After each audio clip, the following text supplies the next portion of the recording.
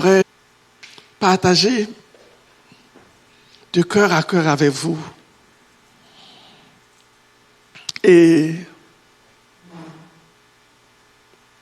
je vais un peu briser les traditions parce que nous sommes fin novembre et j'aimerais partager sur la naissance de notre Sauveur. Et je sais que c'est des prédications qui sont apportées en général en fin décembre, mais dans mon cœur, quelque chose brûle de le partager maintenant. Et si ça ne vous dérange pas, j'aimerais parler avec vous cœur à cœur. J'aimerais vraiment parler de cœur à cœur. Ce que je reçois, c'est ce que j'aimerais vous donner. Je vais faire un peu abstraction de mes notes et puis j'aimerais vraiment vous parler cœur à cœur. Vous savez, Ésaïe a prophétisé en disant « Un fils nous est donné et la domination reposera sur son épaule. » Mais vous voyez, nous, les chrétiens, je pense que même le monde veut qu'on reste focusé surtout sur Luc, la façon dont Luc présente le Messie. Parce que Luc, chapitre 1 et 2, va parler des anges qui apparaissent au milieu des bergers et qui disent « Un sauveur vous est donné ». Et c'est vrai, un sauveur nous est donné. Mais j'aimerais que vous réalisez que pendant que les anges apparaissent dans Luc pour parler aux bergers, pour leur dire un sauveur nous est donné. Ça, c'est ce que Dieu révèle à son peuple. Il dit, vous recevez un sauveur. Et c'est vrai, c'est un sauveur. Il dit dans la ville de David, un sauveur vous est donné. Et il y a une joie. Il y a une joie dans le peuple de Dieu de savoir qu'un sauveur nous est donné. Mais regardez ce qui se passe dans le visible, dans le monde spirituel.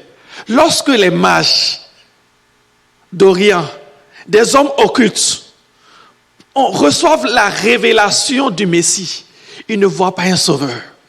Ce qu'ils voient, c'est un roi s'en vient.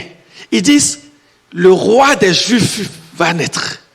Et ce qu'ils voient, c'est la domination. Et regardez ce qui se passe. Lorsque les mages d'Orient arrivent à Jérusalem, ils ne parlent pas d'un sauveur. Ils disent, il y a un roi qui s'en vient. Parce qu'il faut qu'on comprenne. Vous savez, je pense que c'est approprié maintenant de parler de cela. Pourquoi? Parce qu'à partir de début novembre, tout ce qu'on voit dans tous les magasins, c'est le petit Jésus. On parle du Sauveur. Mais il faut que vous compreniez que, alors que Jésus vient, il y a une guerre qui se passe dans l'invisible. Il y a une guerre qui se passe dans l'invisible. Vous savez, il y a une vraie guerre. Parce que lorsque les mages arrivent qui disent que c'est le roi des Juifs qui vient naître, Hérode s'implique dans l'affaire. Parce que, vous savez, ça fait plusieurs fois que j'aimerais que les chrétiens réalisent que Dieu nous a établis comme roi. Et si tu réalises que Dieu t'a établi pour régner, il y a un roi dans ce monde qui ne veut pas que tu règnes. Il y a un Hérode qui ne veut pas que tu règnes. Il y a un Hérode qui ne veut pas que tu règnes. Tu viens, tu t'appelles chrétien, tu viens pour sauver, tu veux que tes amis soient sauvés, tu veux que tes parents soient sauvés. Il y a un roi sur cette terre. Paul l'appelle le prince des airs. Jésus l'appelle Belzébuth, le prince des mouches. Il y a un roi de ce monde qui ne veut pas que tu règnes.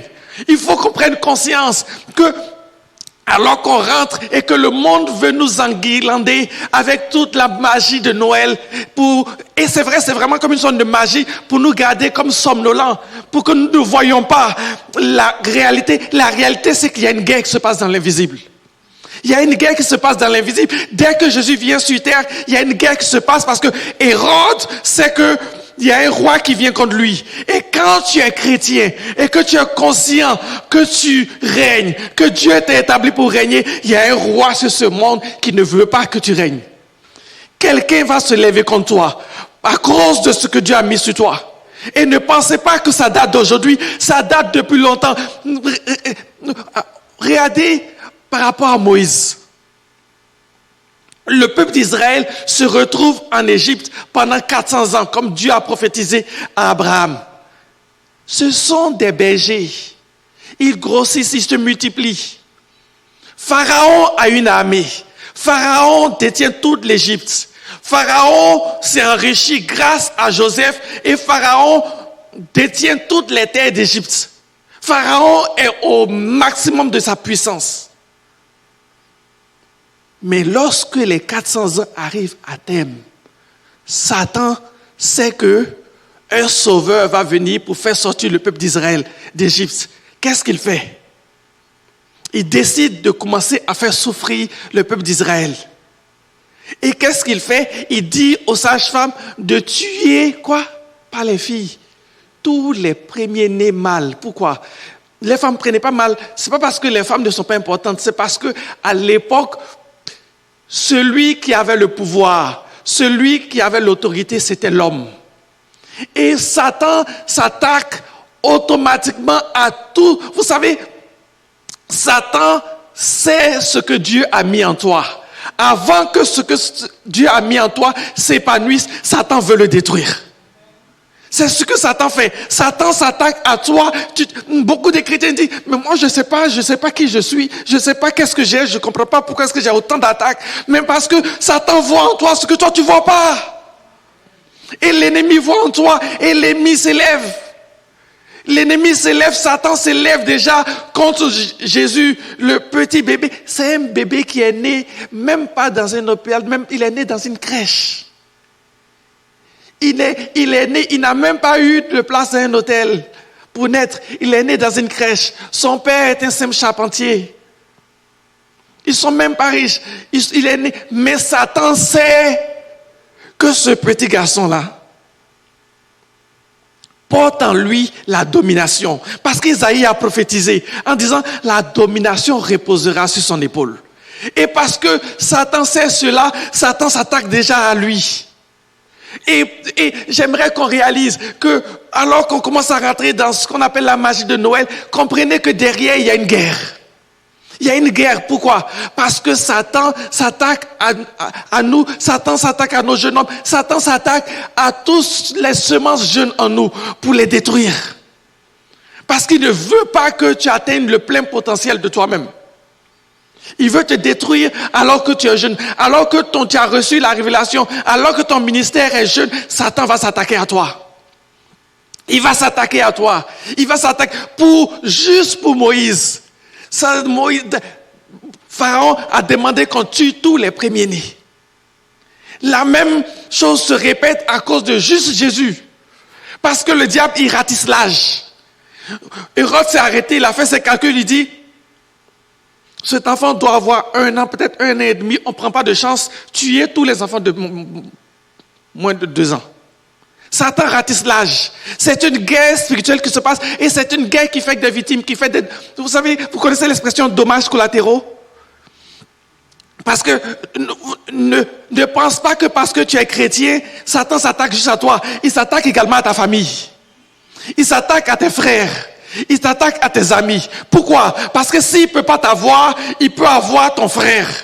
S'il a eu ton frère, ça va prendre plus de temps pour que tu pries pour son frère, pour que ton frère soit délivré. C'est une distraction pour toi. Donc Satan s'attaque à toi. Si Satan ne peut pas t'avoir, il va s'attaquer à ton mari ou bien à ta femme. Parce qu'il sait que si tu ne vas pas bien dans ton foyer, tu ne peux pas le servir. Et Satan s'attaque à tous les nouveau-nés d'Israël. Imaginez, faire tuer. Il y a une chose de faire tuer une personne. Mais tuer un enfant, un bébé qui a moins de 2 ans, regardez comme ils sont tout doux. Hérode les a fait tous tuer. À cause de qui? Un bébé. Une personne. Et l'ennemi va s'attaquer, comme je vous dis, il va s'attaquer à ton couple. Et souvent tu dis, mais ça va pas, mon couple va pas. C'est pas parce que ton couple va pas, c'est parce que tu as quelque chose en toi que l'ennemi veut détruire.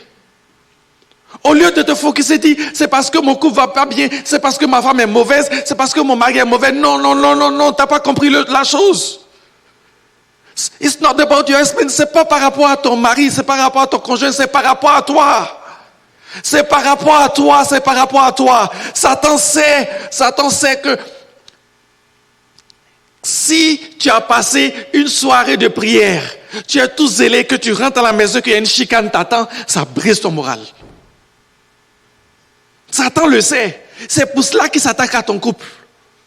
C'est pour cela qu'il s'attaque à ton couple. Et je vous dis, c'est une guerre dans laquelle il y a des dommages collatéraux. Et souvent, on regarde, tel enfant est né dans l'église et allé dans le monde et on dit, oh, mais il a rétrogradé. Oui, mais il n'était pas sérieux. Non, c'est pas parce qu'il n'était pas sérieux. C'est un dommage collatéral. Satan s'est attaqué à lui. Satan s'est attaqué à lui. Satan s'attaque à nos enfants. Des enfants qui grandissent dans l'église. Et aujourd'hui, on les voit dans le monde. Pourquoi? C'est pas parce qu'ils sont pas sérieux. C'est pas parce qu'ils sont pas bien. C'est parce que Satan sait que cet enfant-là, si je ne le détruis pas maintenant, peut-être qu'il va devenir le prochain Billy Graham. Peut-être qu'il va devenir le prochain Benny Hinn. Il va devenir peut-être le prochain Pasteur Roche. Il faut que je le détruise. Il faut que je le détruise. Et Satan est prêt à frapper partout. Il est prêt à frapper partout. Ne vous laissez pas distraire par rapport au fait que, vous savez, l'ennemi n'est pas dérangé par le fait que tu es sauvé. Parce que Jésus, quand il parle à ce type, il dit quoi? Si vous m'aimez, gardez mes commandements. Ce qui dérange l'ennemi, c'est que tu gardes les commandements de Dieu. Si tu gardes les commandements de Dieu, ça veut dire quoi? Que tu es soumis au règne de Dieu. Tu n'es pas soumis à son règne. C'est ça qui dérange l'ennemi. C'est ça qui dérange l'ennemi. Et l'ennemi veut travailler en sorte que, ok, tu es sauvé, mais ta vie n'est pas une vie de sauvé. Tu vis par rapport au monde. Tu vis par rapport aux standards du monde. Tu es soumis au dictat de ce monde. Et si tu es soumis au dictat de ce monde, tu peux venir à l'église tous les jours, tu peux user toutes les chaises, tu peux vider ton compte en banque, en donner ta dîme, mais tu sais que le ciel ne t'appartiendra pas. Parce que le Seigneur dit, mes brebis entendent ma voix et me suivent. Jésus vient chercher ses brebis. Il vient chercher ses brebis. Et Satan sait cela. Vous savez, c'est une bataille de pouvoir. C'est une bataille de pouvoir qui se passe. On rentre dans la période des fêtes, mais réalisez que derrière cette période des fêtes, il y a une vraie bataille de pouvoir qui se passe. Il y a une vraie bataille de pouvoir. Une bataille de pouvoir. Vous savez, ça se passe même financièrement. On arrive à janvier, tout le monde est ruiné. Pourquoi? Parce que les gens dépensaient à mort pendant le temps de plaisir. L'ennemi a pris tout leur argent. Puis rendu à janvier, tout le monde est ruiné. Et puis l'ennemi est content. Il dit, je les ai eus. Ne pensez pas que c'est innocent tout ce qui se passe. L'ennemi travaille derrière. Et quand on est rendu à janvier, tu ne peux faire aucun projet dans l'église. Pourquoi? Parce que tous les chrétiens sont ruinés. Tous les chrétiens se sont endettés pour la période des fêtes. L'ennemi les a eus. Parce qu'il y a une guerre derrière. Il y a quelque chose qui se passe derrière. Il y a quelque chose qui se passe derrière. Et c'est triste parce que si vous lisez la Bible, il est dit dans Matthieu 2, à partir du verset 18, que lorsque Hérode a fait tuer tous les enfants de moins de 12 ans, il y a une tristesse. Une tristesse, il est dit, Rachel pleure et elle ne veut pas être consolée. Rachel pleure. Pourquoi? Elle pleure parce que c'est une guerre qui a fait des dommages. C'est une guerre qui a fait des dommages. Rachel, c'est qui? Rachel, c'est la bien-aimée de Jacob. Jacob, c'est celui qui est Israël, qui a donné naissance au peuple d'Israël. Et Rachel pleure. Pourquoi Israël pleure? Pourquoi? Parce que l'ennemi a fait des dommages. L'ennemi a fait Combien de mères aujourd'hui pleurent parce que l'ennemi a fait des dommages dans leurs enfants? Combien de mères pleurent en secret parce que l'ennemi a fait de dommages dans leur foyer? Combien de femmes pleurent en secret parce que l'ennemi a fait des dommages? L'ennemi a fait des dommages et elles pleurent. Et elles pleurent, elles pleurent. Et elles pleurent. Parce que Satan n'a pas pitié. Satan n'a pas pitié. Il faut qu'on le réalise. Il faut qu'on le réalise. Tu ne peux pas te dire que moi, je suis chrétien, j'aime Jésus, je suis bon. Le combat spirituel, c'est pas pour moi.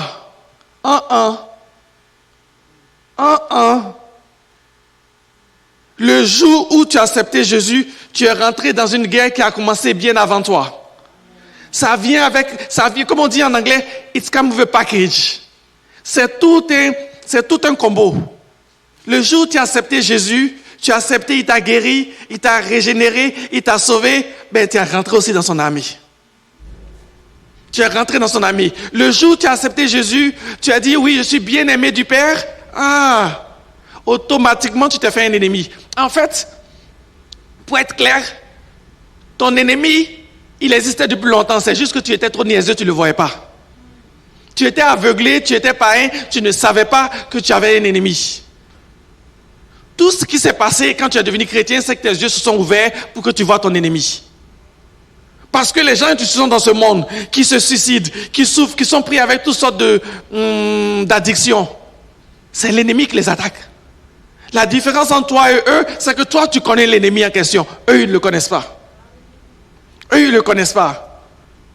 Et ils sont attaqués, et tu vois des gens qui sont pris dans toutes sortes d'addictions, et ils pensent que le problème, c'est l'addiction. Mais le problème, c'est ce que l'ennemi a fait dans leur cœur. C'est le cœur qui est brisé, qui essaie d'être compensé. C'est pour cela que les gens se donnent à toutes sortes d'addictions.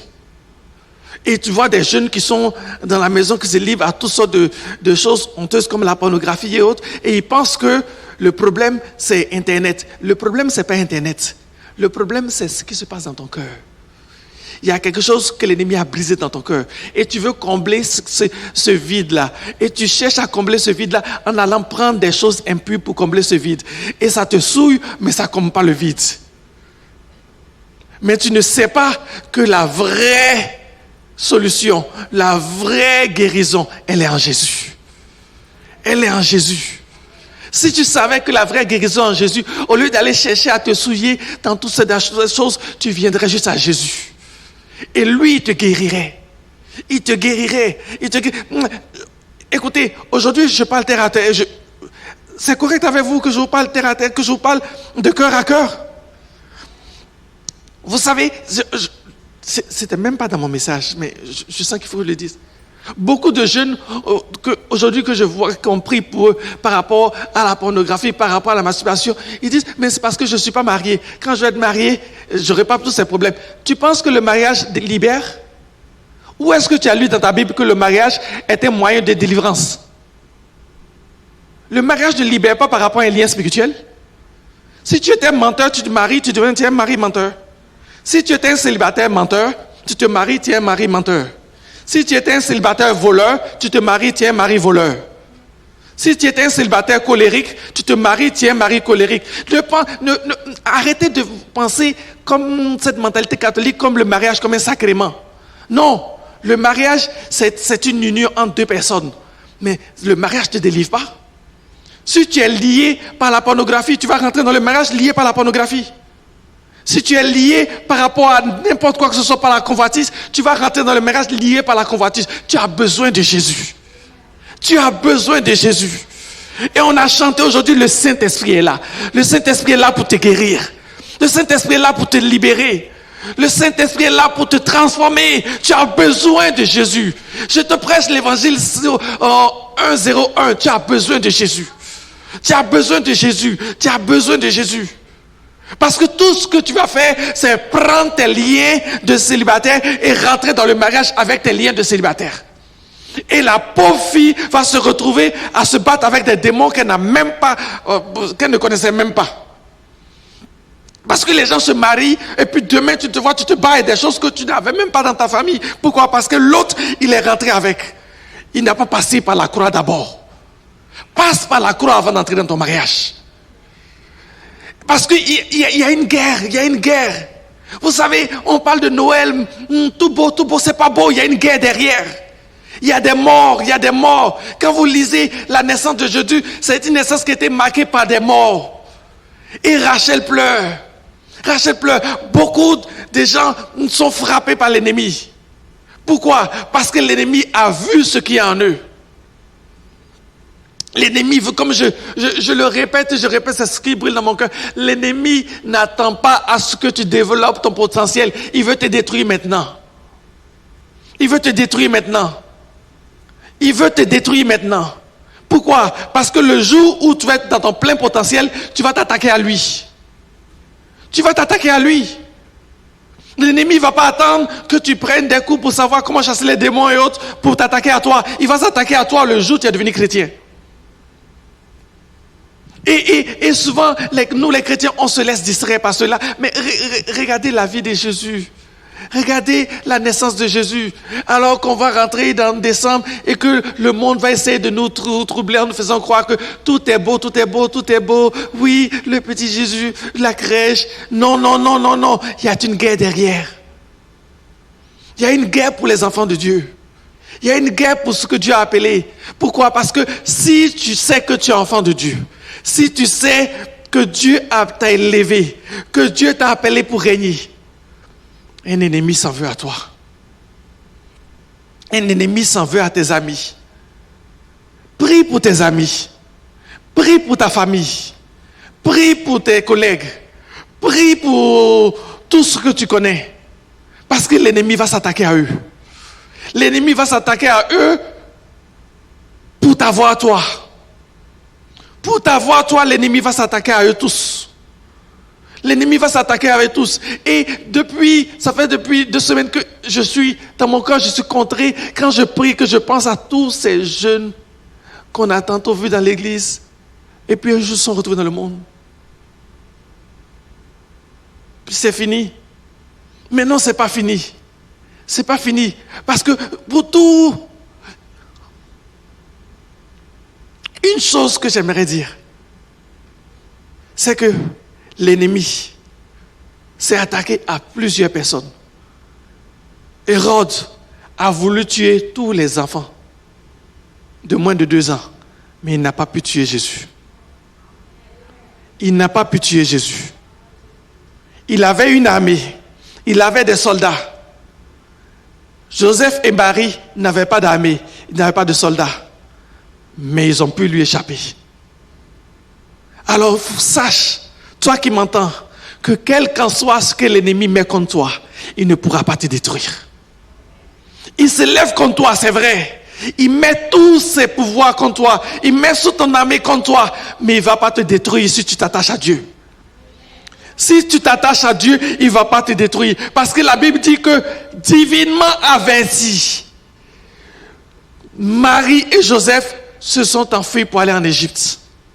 Dieu va te donner les moyens d'échapper à l'attaque de l'ennemi. Dieu va te donner les moyens d'échapper à l'attaque de l'ennemi. En fait, il va te donner non seulement les moyens spirituels, mais il va te donner également les moyens financiers. Parce que les mages d'Orient qui sont venus voir Marie et Joseph leur ont apporté quoi? De l'or, de l'encens et de la myrrhe. Dieu va pouvoir à toi, même financièrement, pour que tu puisses échapper à l'ennemi. Tout ce qu'il faut, c'est que tu payes le prix. Est-ce que vous comprenez ce que Dieu? Dieu va pouvoir pour que tu échappes, mais il faut payer le prix. Pourquoi? Parce que pour échapper à l'ennemi, souvent ça prend que tu acceptes de laisser tomber certaines choses, que tu abandonnes là où tu étais. Pour échapper à l'ennemi, Joseph et Marie ont dû fuir en Égypte. Il y a des chrétiens qui vont être délivrés s'ils acceptent de laisser tomber l'endroit où ils sont. Quand je dis l'endroit où ils sont, ça peut être matériellement, mais ça peut être également spirituellement. Souvent, ta délivrance va venir parce que tu vas laisser tomber certains amis.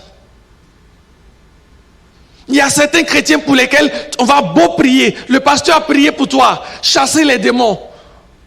Tu as été libre, mais tu es retourné à ce même ami qui a le même péché. Ton ami d'enfance a le même péché que toi. Le pasteur a prié, tu as été délivré. Et tu vas le voir, tu vas hang out avec lui pour les mêmes péchés. Et tu es surpris qu'une semaine après, tu as prié avec le même lien encore. Et tu dis, ça ne marche pas. C'est pas que ça ne marche pas. Tu n'as pas compris ce que Jésus a dit? Quand on chasse un démon, il tourne dans les lieux arides, il vient voir si la place est encore libre. On a chassé ton démon, tu es sorti. Au lieu de remplir cette place du Saint-Esprit, tu es retourné vers Johnny qui est pris avec la drogue. Tu es allé t'asseoir et lui passer toutes les soirées avec lui. Pour beaucoup de frères et sœurs, mais la délivrance va venir parce que tu vas accepter de payer le prix de sortir de Bethléem.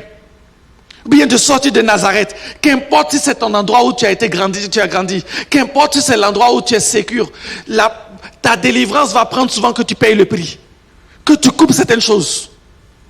Parce que Dieu, la puissance du Saint-Esprit va chasser les démons.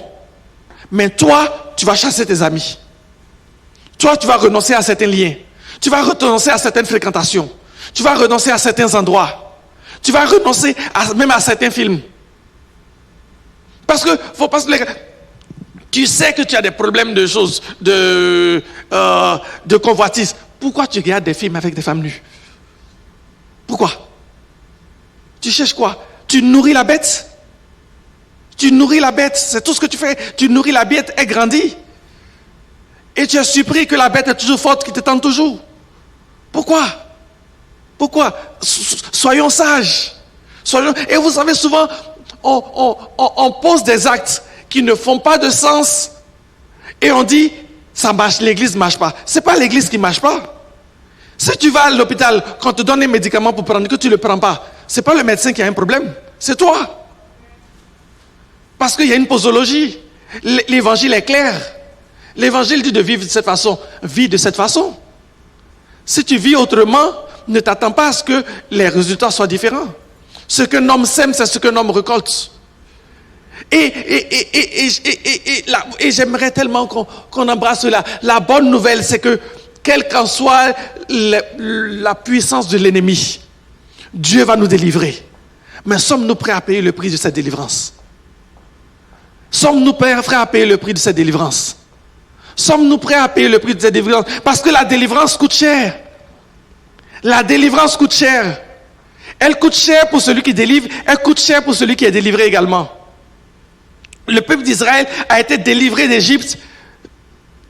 En une nuit, ils ont dû faire leur bagage sortir d'Égypte. En une nuit, ce n'était pas une affaire de dire, on va sortir d'Égypte dans 2 mois, prenez votre temps pour dire au revoir à vos voisins, arrangez vos affaires. Non, en une nuit, les premiers-nés d'Égypte sont morts. C'était out, dehors. Qu'importe si tu n'as pas fait tout ton meuble, dehors, on s'en va. Vous croyez que c'est pour cela que quand ils sont allés dans le désert, certains en voulaient à Moïse? Parce qu'en une nuit, 400 ans, imaginez, tes arrière-grands-pères ont vécu dans un endroit 400 ans, on te demande de quitter l'endroit en une nuit. C'est comme quand il y a eu comme les inondations en Colombie-Britannique, là, en une nuit, des gens sont sortis de chez eux. Tu sors de chez toi en une nuit, tu ne prends pas tout. Tu laisses plein d'affaires. La délivrance coûte cher. La délivrance coûte cher. Est-ce qu'on est prêt à payer le prix de notre délivrance? Est-ce qu'on est prêt à payer le prix de notre délivrance? Parce que Jésus a payé le prix. Jésus a payé le prix de notre délivrance. Le Saint-Esprit est là dans sa puissance pour nous libérer. Sommes-nous à faire notre part et à payer le prix de notre délivrance? Sommes-nous prêts à payer le prix de notre délivrance? Sommes-nous prêts à payer le prix de notre délivrance? Il y a une guerre. Il y a une guerre, mes frères, il y a une guerre, mes amis. Et j'aimerais tellement qu'on soit conscient de cette guerre. Qu'on soit conscient de cette guerre. Qu'on soit conscient que la vie chrétienne, oui, elle est belle. La vie chrétienne, elle est agréable. La vie chrétienne, elle est joyeuse. Mais c'est une guerre. C'est une guerre. C'est une guerre. On rentre dans la période des fêtes. Moi, je dis on rentre dans la période de la guerre. On rentre dans la période de la guerre. Pourquoi? Parce que, regardez, beaucoup de chrétiens disent qu'on ne devrait pas célébrer Noël parce que c'est une fête païenne. Et quelque part, ils ont sûrement raison. Beaucoup de choses qui sont attachées à Noël aujourd'hui, le sapin, le Père Noël et autres, ne sont pas de Dieu. Je suis d'accord avec vous. Je suis d'accord avec vous, 100%. Mais je sais que Paul dit, prêche l'évangile en toute occasion, bonne ou mauvaise. Il y a des gens qui iront jamais à l'église, sauf en Noël. Il y a des gens qui ne mettront jamais pied dans une église, sauf le 24 décembre. Pour cette minorité-là, on peut parler de Dieu. Pour cette minorité-là, il faut qu'on fasse tout pour parler de Dieu. Cette minorité, c'est la période de l'année où on a l'occasion de parler de Dieu en masse. Pourquoi? Parce qu'on parle de la... Regardez le monde. On a enlevé Jésus. Le monde veut gommer Jésus de Noël. On veut gommer Jésus de Noël. Dans toutes les annonces, on ne met plus Christmas. C'est Happy Holiday. On veut gommer Jésus de Noël. Mais nous, les chrétiens, on va parler de Jésus en Noël.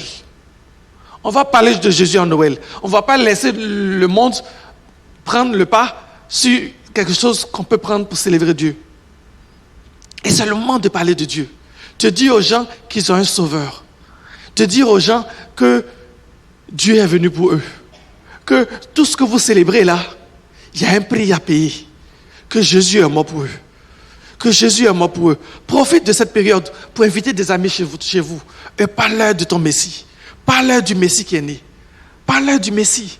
Parle-leur d'un sauveur. Parce que c'est ça le but. C'est ça le but. C'est ça le but. Ça a coûté trop cher. Des milliers de bébés sont morts à Noël. Le sang a été versé en cette période. Et ça ne peut pas être gratuit. Ça ne peut pas être gratuit. Ça ne peut pas être gratuit. Et c'est pour cela que j'aimerais tellement... Est-ce qu'on peut prendre avec moi Jérémie 3, verset 15. Jérémie 3, verset 15. Jérémie, c'est le passage de Matthieu 12, 18 qui est repris. Dans Jérémie 3, verset 15. Il est dit, Rachel pleure.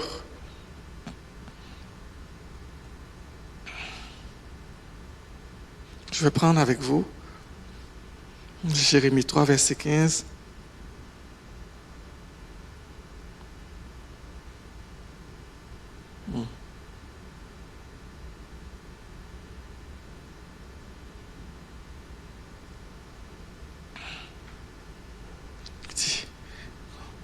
Ça reprend exactement Matthieu 12 qui dit Rachel pleure et elle ne veut pas être consolée. Parce que chaque fois qu'il y a une période de fête, il y a des pâtés. Et beaucoup de gens payent le prix. Beaucoup de jeunes payent le prix. Dans cette période de fête qui s'en vient, certains jeunes qui n'ont jamais goûté à la drogue vont être tentés par rapport à la drogue. Pourquoi? Parce que c'est la fête. C'est la fête. C'est la fête, c'est la période de fête. Les gens veulent s'amuser. Et principalement au Québec, les gens veulent s'amuser. On a vécu 1 an, 2 ans de confinement. Mais les gens veulent s'amuser. Les gens veulent s'amuser. Les gens veulent s'amuser. Et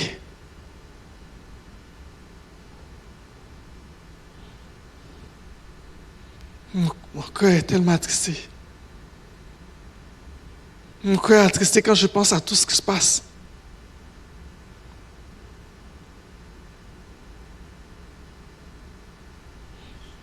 Mon cœur est attristé parce que chaque fois qu'on parle de fête, beaucoup de jeunes tombent. Beaucoup de jeunes tombent. Beaucoup de jeunes tombent dans la drogue. Beaucoup de jeunes tombent dans l'alcoolisme. Beaucoup de jeunes filles se font abuser pendant les parties et autres. Pourquoi? Parce qu'on voit des fêtes. Mais derrière les fêtes, l'ennemi voit une guerre. L'ennemi voit une guerre. Une guerre pour arracher des innocents. Une guerre pour détruire. Vous savez, souvent, lorsque l'été arrive, on met une sorte de bémol sur les activités chrétiennes. Et beaucoup de ministères se mettent comme en veilleuse. Et c'est triste parce que c'est en été souvent qu'il y a le plus grand nombre de festivals. Et souvent, c'est en été que les gens vont en vacances. Ce qui est triste, c'est que tous ces gens qui vont en vacances, souvent, qu'ils reviennent en septembre, ils reviennent liés, ils reviennent démolis. Et il y a un gros travail à faire dans l'église pour rattraper, pour recoller les morceaux. Pourquoi? Parce que nous, on voit la fête, mais l'ennemi voit une guerre. Et ma prière pour vous, c'est que vous ne vous laissez pas tromper par l'ennemi. Lorsqu'on dit que c'est de la fête, ce n'est pas une fête, c'est une guerre. C'est une guerre. Vous savez, je ne suis pas contre les fêtes, mais je suis pour des chrétiens qui ont les yeux ouverts. Lorsque le peuple d'Israël s'est retrouvé dans le désert et que Moïse allait sur la montagne, la Bible dit que lorsqu'ils ont fait le veau d'or, ils se sont mis à se réjouir. Mais lorsqu'ils se sont mis à se réjouir, qu'est-ce qu'ils se sont fait? Ils se sont livrés à la débauche. Et souvent, les réjouissances sans Dieu conduisent à la débauche. Chaque fois que le monde se met à se réjouir sans Dieu, on tourne à la débauche. On tourne à la débauche. Et ma prière, c'est qu'on prenne conscience. Qu'on prenne conscience que l'ennemi travaille. L'ennemi travaille. L'ennemi travaille pour détruire. Mais Dieu est avec nous. Dieu est avec nous. Dieu est avec nous. Dieu est avec nous.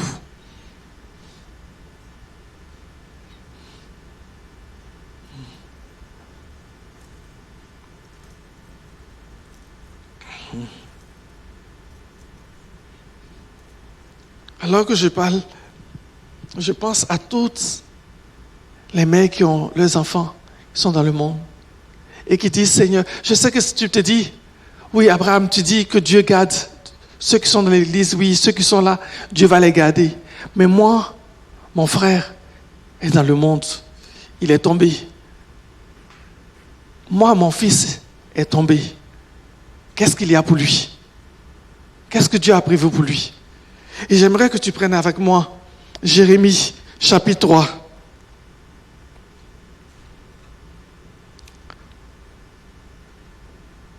À partir du verset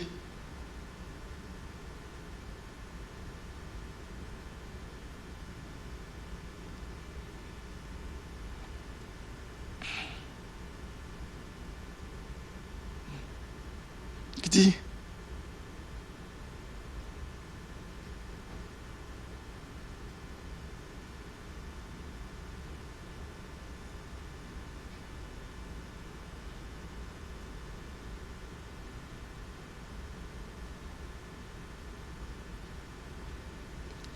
À partir du verset 12, il dit, va, crie ces paroles vers le centurion, dit, reviens infidèle, dit Israël, et je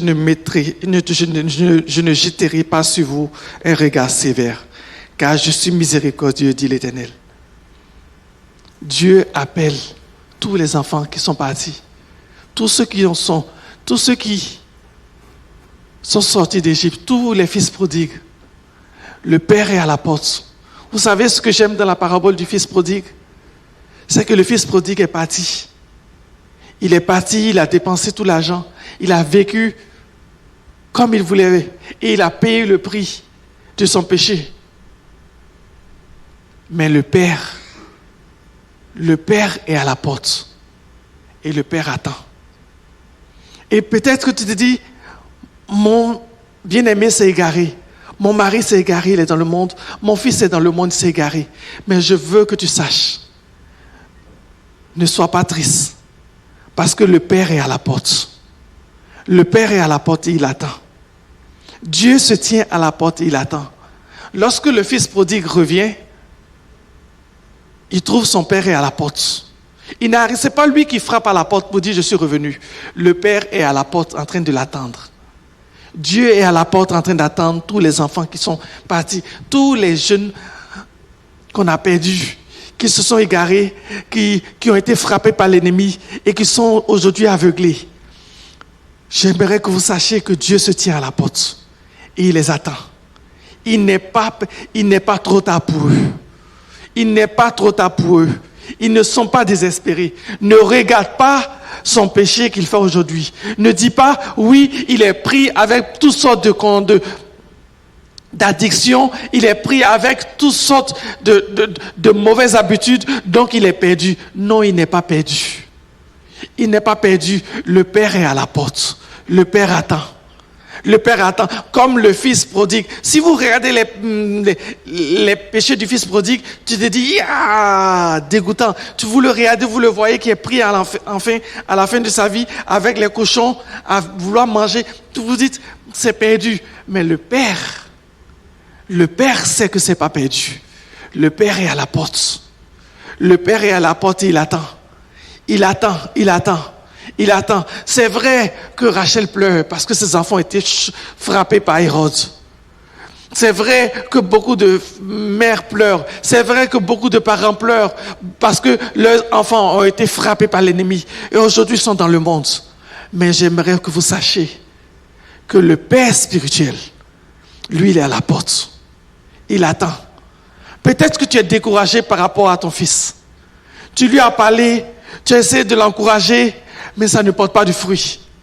Tu as prié et tu as l'impression que ça ne porte pas de fruit.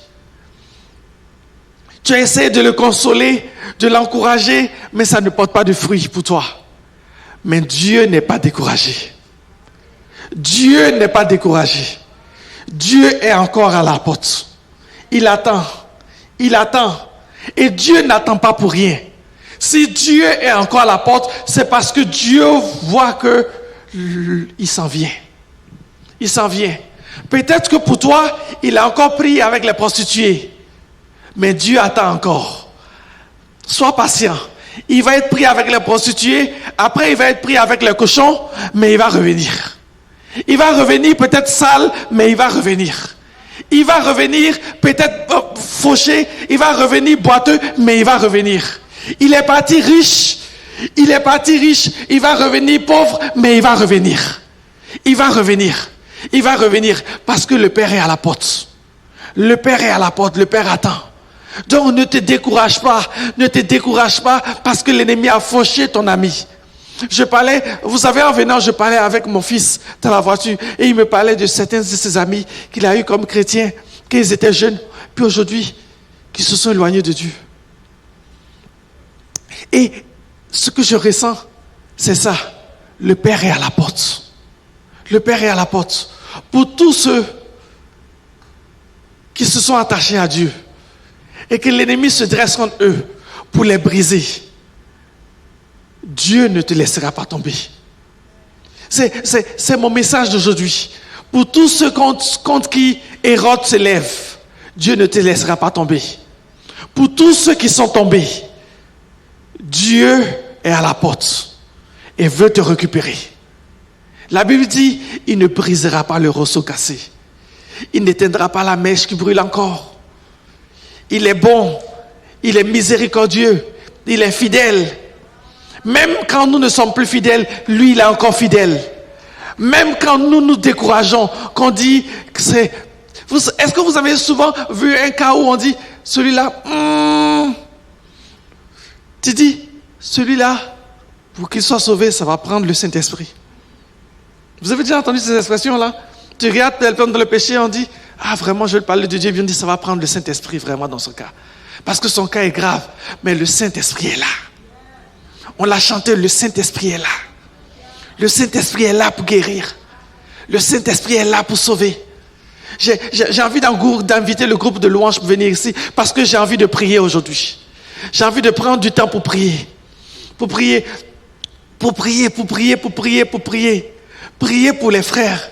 Prier pour tous ceux qui sont de la maison, qui sentent Hérode venir contre eux. Qui sentent Hérode venir contre leur onction, qui sentent Hérode venir contre leur zèle, qui sentent Hérode venir contre leur ministère, leur dire que Dieu est avec vous, que Hérode ne triomphera pas de toi. Hérode ne triomphera pas de toi. Laisse Hérode venir, laisse son armée venir, mais il ne triomphera pas de toi. C'est mon message aujourd'hui. Hérode ne triomphera pas de toi. Dieu